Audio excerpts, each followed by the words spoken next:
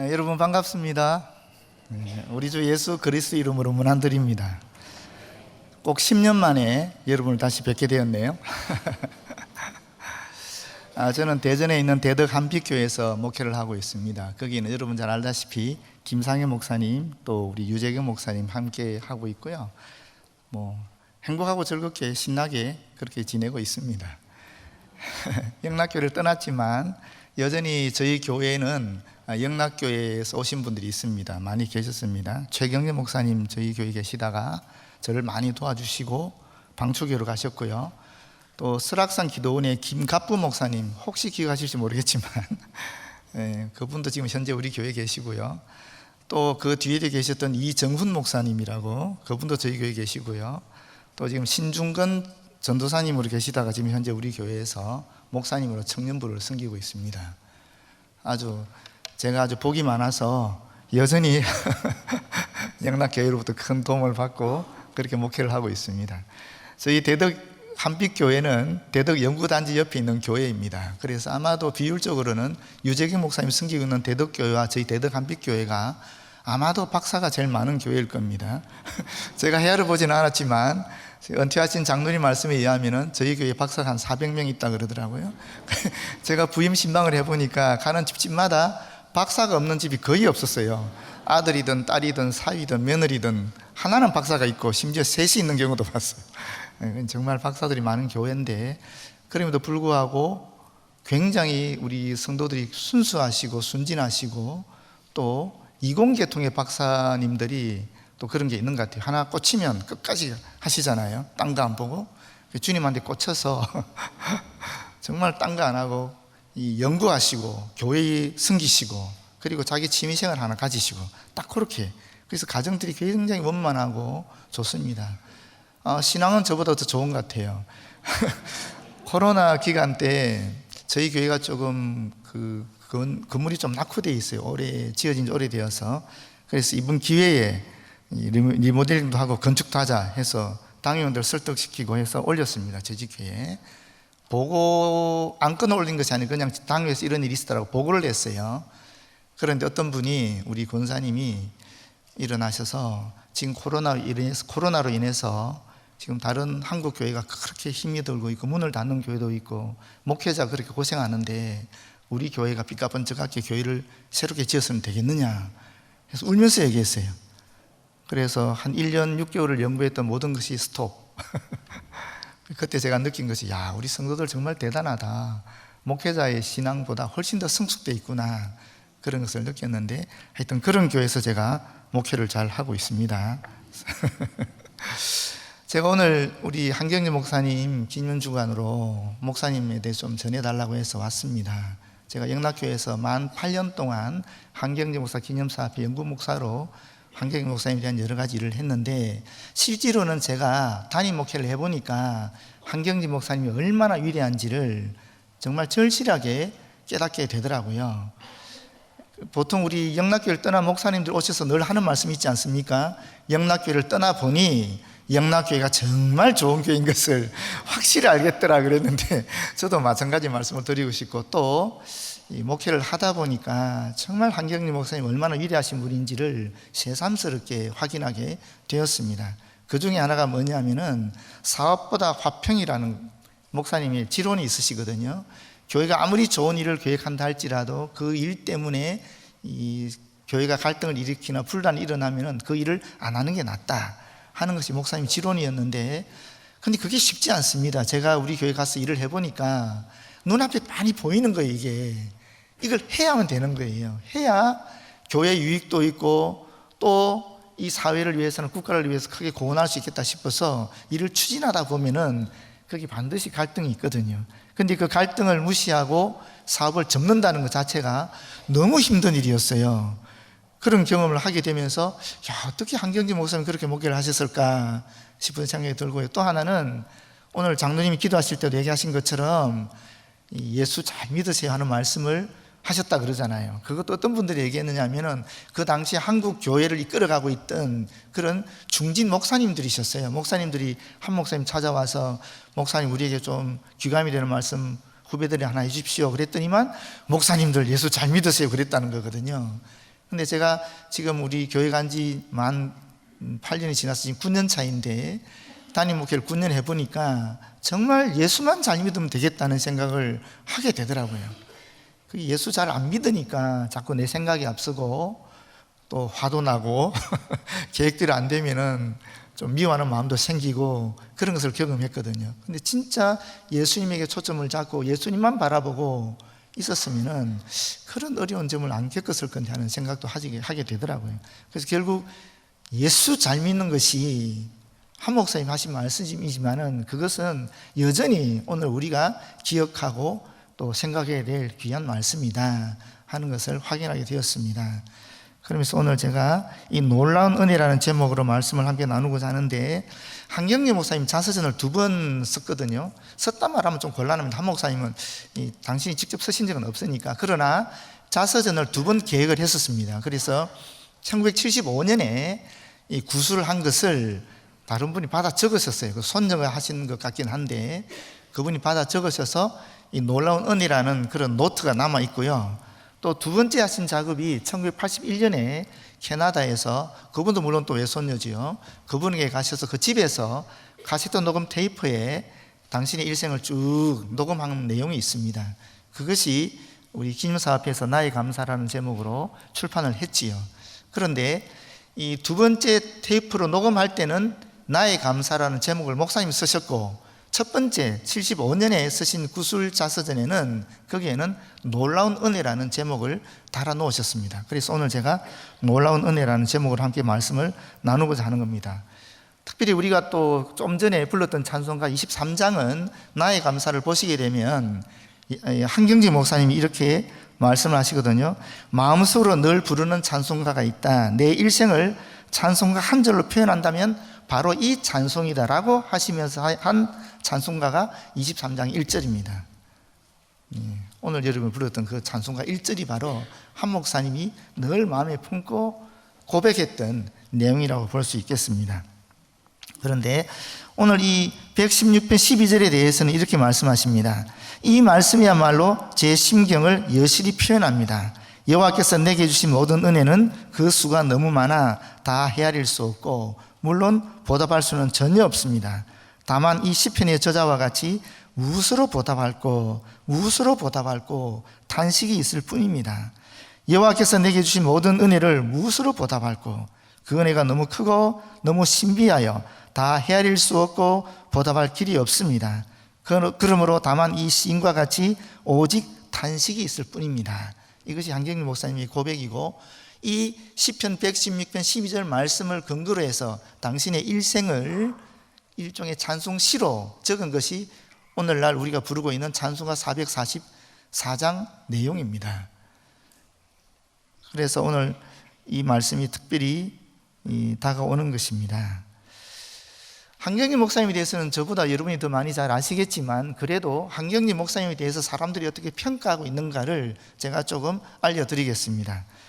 천주교의 추기경이었죠. 김수환 추기경은 사랑과 용서의 사도, 한민족의 정신적 지주라고 그랬습니다. 그리고 조계종 총무원장이었던 송물주 스님은 이 나라 민중을 사랑과 자비의 정신으로 돌보지 목자, 민족의 지도자, 두 분이 공통적으로 민족의 지도자, 한민족의 정신적 지주, 이런 말씀을 하고 있습니다. 그리고 천도교 교령이었던 김재중이라는 분은 나라와 민족을 참으로 사랑하고 지도하신 민족의 지도자이며 20세기의 성자라고 얘기했습니다. 우리 기독교 계통에서는 성자를 안 그러는데 오히려 천도교에서 한경래 목사님에 대해서 성자라고 이야기하고 있습니다. 사랑의 교회 원로 목사였던 옥하는 목사님은 목회자의 사표이자 좌표라고 얘기했고요. 또 김명룡 장신대 전 총장이시죠. 그리고 우리 한경래 목사 기념사표로부터 사실 한경직 장학금으로 공부하신 분 아니겠어요? 그분이 하신 말씀은 경건과 학문의 상징적인 분, 장신대와 장신신학의 실질적인 구형자, 통합목회자의 살아있는 스승, 장신의 신학은 한경직 신학이 이종성 신학으로 이어진 것이다, 이렇게 말씀하시는 것을 제가 직접 들었습니다. 세계적으로 어떻게 평가할 것 같습니까? 빌리 그레엄 목사, 너무나 훌륭한 목사님, 세계적인 분 아니겠습니까? 이분이 이렇게 얘기했습니다. 제가 가장 존경하고 사모하는 분, 세계는 가장 위대한 크리스천 지도자 가운데 한 사람을 잃었지만 천국에서는 사도와 교보에 버금갈 신앙의 거장을 얻었습니다. 사무엘 휴 마펫이라고 우리 초대 선교사 마펫 선교사님의 아들이죠. 프리스톤 신학대학원 명예 교수이셨는데 이분은 이렇게 말씀했습니다. 한경리 목사는 성자 그 이상이었다. 어떤 성자들은 그들이 숭고한 죽음 때문에 성자로 불리기도 한다. 한경리 목사는 그가 살았던 삶의 모습 때문에 사람들이 성자라고 부른다. 그는 아마도 20세기 후반 세계에서 가장 존경받는 한국인이었을 것이다. 프린스턴 신학대학원 총장이었던 이안 토렌스라는 분이 우리 영락교회에 와서 이런 설교를 하셨습니다. 설교하실 때 이런 말씀을 했어요.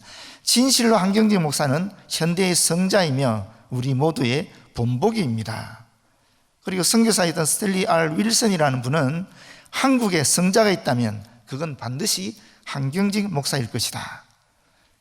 이런 평들이 바로 한경직 목사님에 대한 우리 한국 지성인들의 표현이고 지도자의 표현이고 동시에 세계 교회 지도자들의 평입니다. 연구자로서 제가 10년 동안 한경직 목사님 연구하면서 제가 내린 평은 어떤 것일 같아요? 별로 궁금해하지 않는 것 같은데 그래도 제가 말씀을 드리고 싶습니다. 먼저 첫 번째는 영락교회 설립자이죠. 이건 얘기할 필요가 없지요. 영락교회는 월남 피난민의 교회일 뿐만 아니라 당시에는 세계에서 제일 큰 장로교회였고 동양 최대의 교회였습니다. 두 번째는 한국교회의 정체성을, 주류 신앙의 정체성을 수립한 분이십니다. 한경리 목사님이 제시한 것이 있습니다. 우리 영락교회 성도들은 너무나 잘 알죠. 복음주의 신앙, 청교도적 생활, 에큐메니칼 정신, 올바른 사회봉사 및 사회참여. 이게 조금 변화되긴 했지만 그러나 그 기본적인 것은 그거거든요. 신앙, 생활, 정신, 봉사. 얼마나 정리가 잘 되어 있습니까? 그런데 한국교회를 우리가 장로교도 있고 감리교도 성결, 순복음 다양한 교파들이 있지만 그 신앙의 주류를 보게 되면은 딱 요 네 가지 신앙으로 요 네 가지 이 항목으로 정리할 수가 있습니다. 그래서 저는 개인적으로 한경리 목사님이 이 우리 한국교회 신앙 전체의 주류 신앙을 정확하게 요약하고 또 방향을 제시해서 오늘날 우리 한국교회 이런 방향을 이런 교회가 되게 되었다라고 생각합니다. 그 다음에 또 한 가지 더 볼 것은 한국교회 지도자. 이거 말할 필요가 없겠지요. 초교파적으로 존경받는 유일한 한국교회 지도자였습니다. 그리고 또 이 기독교 구국회라든지 민족복음운동이라든지 한국기독교 100주년 사업이라든지 뭐 사랑의 쌀 나누기 운동이라든지 이런 모든 일을 주관하신 분이 바로 한경리 목사니까 그 누구도 반박하지 않는 한국교회 최고의 지도자라고 볼 수 있는 것입니다. 그리고 나서 묘하게 대한민국이 인정한 애국자이기도 합니다. 목회자가 국가로부터 애국자로 인정받는 것은 참 어려운 일인데 유일하게 한경직 목사님이 그런 인정을 받았습니다. 대한민국 국민훈장 무궁화장을 받았을 뿐만 아니라 대한민국 건국 공로장을 받았고 사실 대한민국이 건국함에 있어서 가장 큰 사상적 근거를 제공했다라고도 볼 수 있습니다. 당시만 해도 좌익 우익 엄청난 대립이 있지 않았습니까? 그 공산주의 위협으로부터 기독교의 사상과 기독교의 정신으로 일선에서 싸웠던 사람들에게 그런 사상적 근거를 제공했던 분이 바로 한경리 목사님이라고 볼 수 있습니다. 마지막으로 세계가 인정한 한국의 유일한 종교인이 한경직 목사님입니다. 그것은 템플턴산 수상으로 밝히 드러나 있지요. 한경직 목사님은 마더 테레사가 1회 수상했는데 빌리그람 목사 10번째 수상자입니다. 한경직 목사님은 20번째 수상자로 등록이 되어 있습니다. 그때 이런 얘기를 했었어요.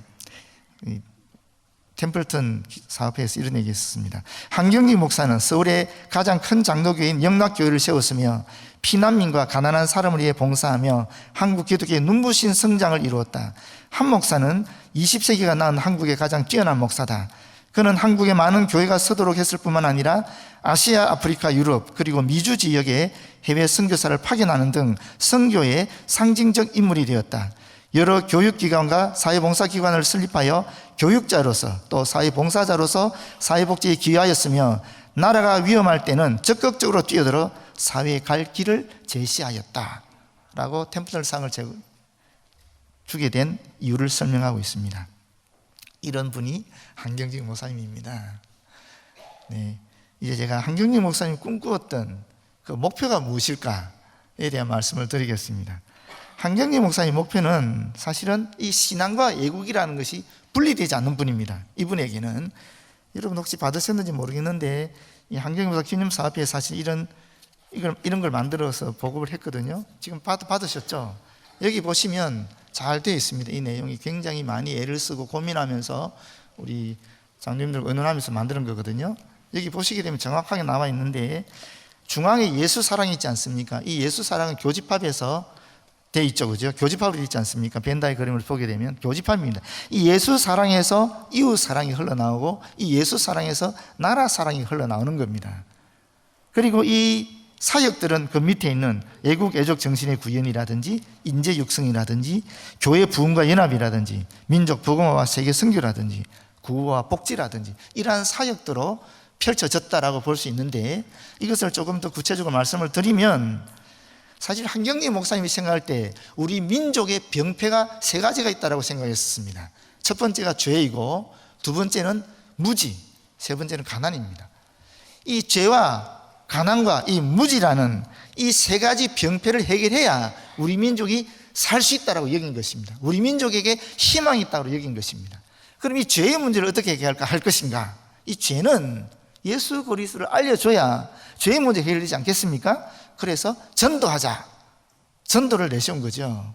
이 전도가 복음화라는 목표로 수단을 통해서 달려갔다고 볼 수 있습니다. 무지는 어떻게 되겠습니까? 교육을 시켜야 되지 않겠습니까? 그래서 이 교육은 인재를 양성하는 방향으로 갔습니다. 학교를 좀 많이 세웠습니까? 초등학교부터 중학교, 고등학교, 대학까지 신학교까지 설립하지 않았습니까? 그러니 인재들이 양성이 되면 우리 민족이 무지로부터 탈출할 수 있다라고 보신 겁니다. 그리고 가난, 이 가난은 해결할 수 없는 문제지 않습니까?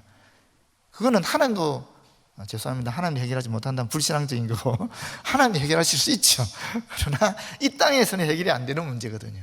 그렇지만 이 가난을 해결할 수 있는 그래도 그나마 가능한 방법이 뭐냐? 그거는 봉사라는 것입니다.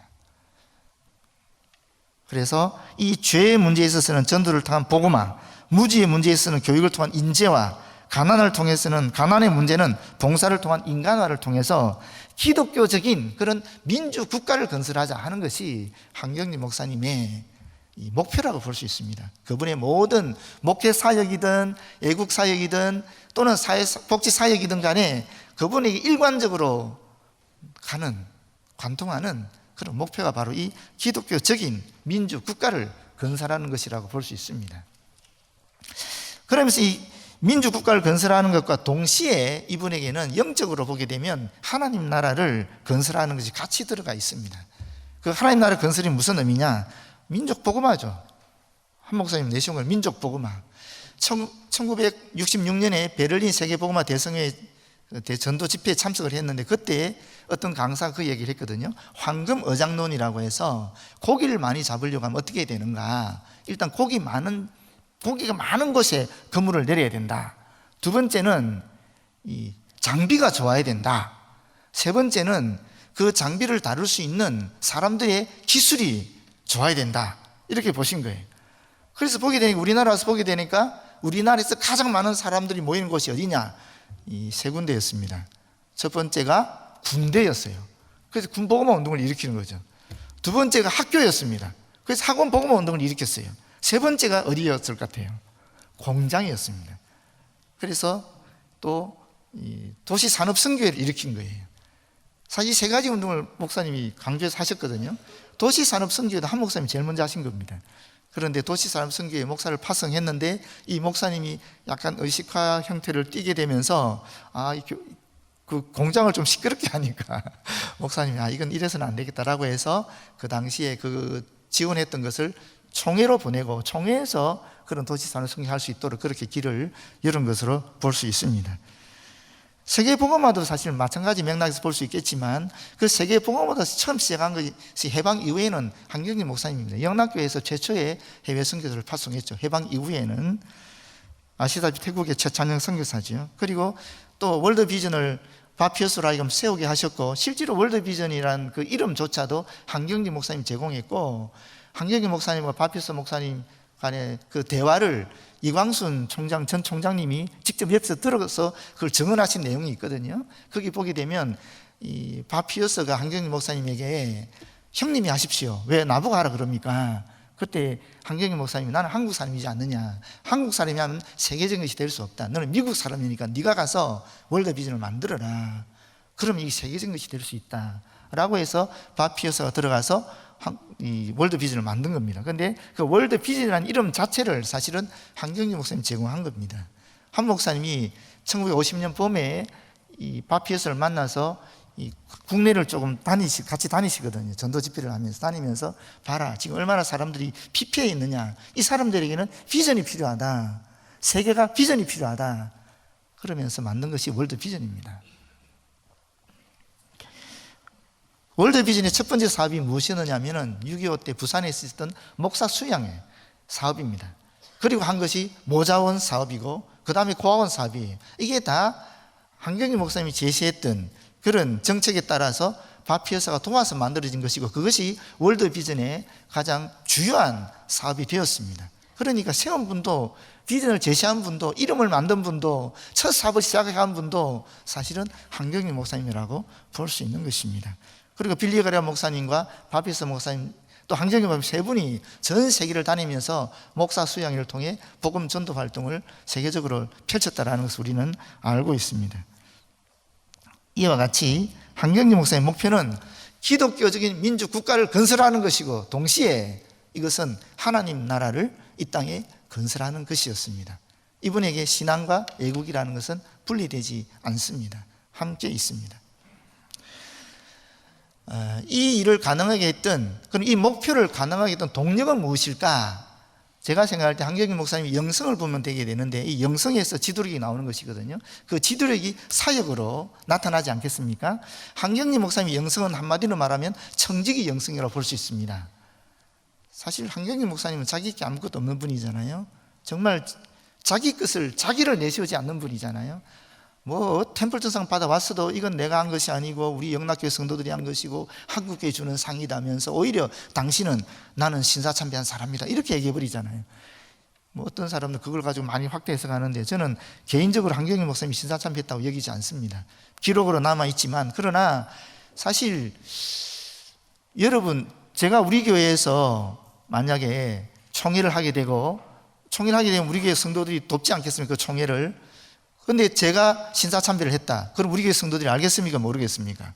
당연히 알지요. 그런데 신의주 제2교회 출신 성도들, 우리 영락교회 계시는 분들 포함해서 인터뷰를 해보면 단 한 분도 한경진 목사님이 그때 신사참배 안 했다라는 거예요. 목사님 당신은 했다 그러지만 성도들의 증언은 아니다라고 얘기하고 있어요. 그럼 왜 그런 얘기 하셨을까? 한 목사님은 그 총회가 1938년 9월 9일 총회가 신사참배를 가기로 할 때 그 총대원으로 그 자리에 있었습니다. 그래서 연대 책임으로 내가 그 자리에 참석해서 우리 총회가 가기로 했으니까 이것은 내가 신사참배한 것이다라고 여기신 것이 아닐까라고 추측합니다. 심증이죠. 물증은 없습니다. 그러나 심증이 있다는 거죠. 물증은 이 총회록에 남아있으니까 그게 번복하기 쉽지는 않겠지만, 그러나 심적으로는 하신 분이 아닙니다.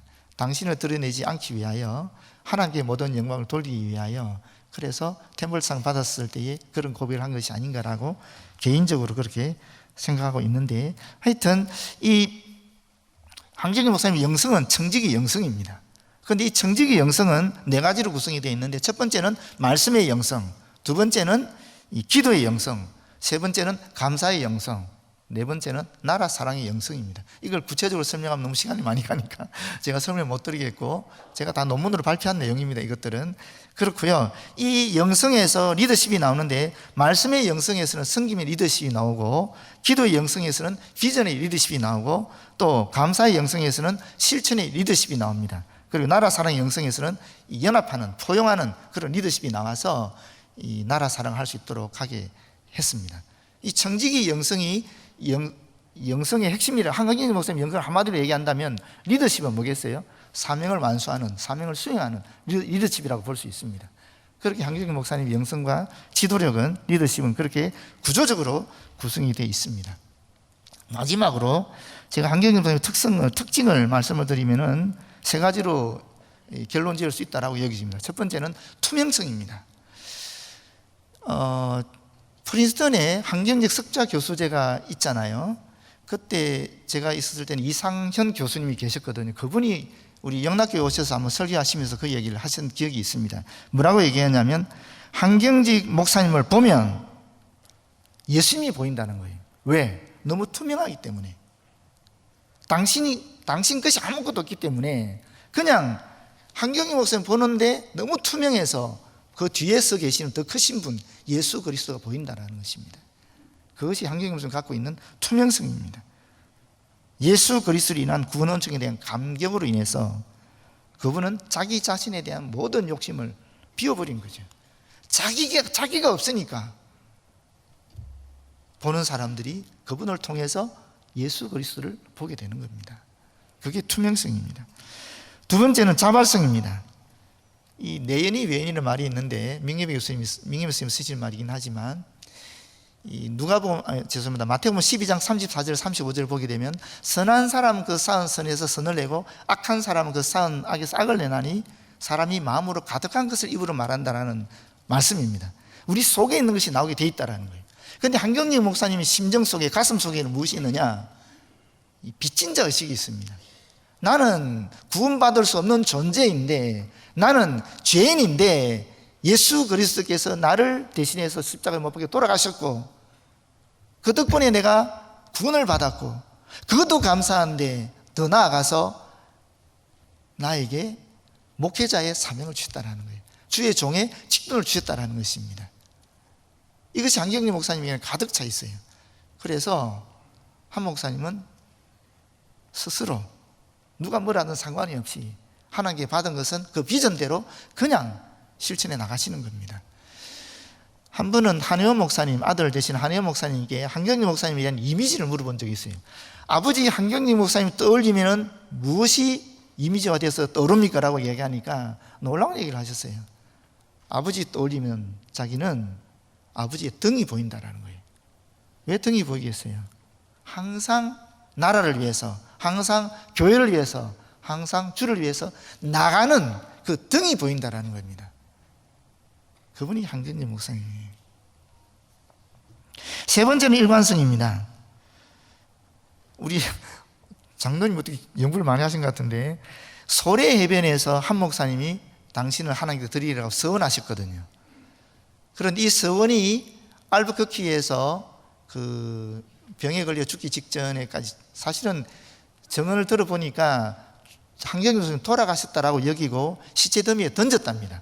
그런데 그 당시에 한경직 목사님을 사모했던 간호사가 계셔가지고 이분이 그 시체 더미에서 한경직 목사님을 찾은 거예요. 찾았더니만 아직 숨이 끊어지지 않았더래요. 그래서 다시 데리고 와서 살렸다라고 얘기하더라고요. 근데 그 알부커키에서 실제로 죽음에 직면하게 되면서 하나님께 당신의 모든 것을 바친 거예요. 그 다음부터는 당신의 삶은 덤으로 사는 인생으로 본 겁니다. 그래서 자기 자신이 없는 겁니다. 그런데 그런 결단 우리도 할 수 있지 않습니까? 놀라운 것은 뭐냐면 그 결단이 죽을 때까지 갔다라는 거예요. 저는 그게 가장 한경직 목사님이 뛰어난 점, 우리가 정말 본받아야 될 점, 어떻게 생각하면 제가 도저히 따라갈 수 없는 그런 영역인 것 같아요. 저도 처음에는 신학교 다닐 때는 개혁자가 되겠다고 생각했거든요. 그런데 결혼해서 자식 낳고 하니까 이게 안 되고요, 또 목회하다 보니까 또 타협하게 되고 잘 안 되더라고요. 근데 한경직 목사님이 그런 게 없어요. 그 모습 그대로 끝까지. 그게 일관성입니다. 저는 이것이 한경직 목사님의 세 가지 특징이라고 여겨집니다. 원래 우리는 끝으로 하면서 결론적으로 이런 얘기 잘 하는데 저도 좀 마지막으로 덧붙이겠습니다. 10주기 추모 영상을 혹시 기억하는지 모르겠어요. 그때 우리 이 마당에도 크게 붙였었는데, 10주기 추모 영상의 주제는 뭐냐면은, 결론은 뭐냐면 한경직 목사는 한국교회의 과거가 아니라 미래입니다 하는 겁니다. 저는 이 말에 지금도 동의합니다. 비록 지금 우리 24주기를 하고 있지만 여전히 한경림 목사님은 과거가 아닙니다. 과거 역사적 인물이 아닙니다. 오늘도 이분을 기억하면 여전히 이분은 우리 한국교회의 미래가 됩니다. 모쪼록 이 기념 주간에라도 우리가 한경림 목사님 기억하면서 이런 사실을 회고했으면 좋겠습니다. 그리고 한경림 목사님 역사 속에 죽어 있는 인물이 아니라 여전히 우리에게 살아 있어야 되는 인물이고 앞으로도 미래의 목회자를 위해서라도 미래의 기독인들을 위해서라도 미래의 기독교 청년들을 위해서라도 우리 안에 반드시 살아나야 될 인물이라는 것을 마지막으로 말씀드리며 맺도록 하겠습니다. 기도하겠습니다. 아버지 하나님 고맙고 감사합니다. 하나님께서 이 땅에 주의 귀한 종을 보내주셨고 그 종에게 비전도 주시고 또 능력도 주시고 또 돕는 천사들도 허락하여 주셔서 우리나라가 이만큼 된 줄 믿습니다. 주님 간절히 바라고 나오니 이분이 과거에 단순히 역사적 인물이 아니라 오늘 지금 이 순간에도 우리에게 살아있는 인물이 되도록 하여 주시고 우리 후손들에게도 이분의 귀한 정신과 신앙이 살아날 수 있도록 이어질 수 있도록 역사하여 주셔서 우리나라가 더욱 주님이 기뻐하시는 나라로 만방에 주님의 빛을 비추는 나라가 되어지도록 역사하여 주시옵소서. 예수님 이름으로 기도드립니다. 아멘.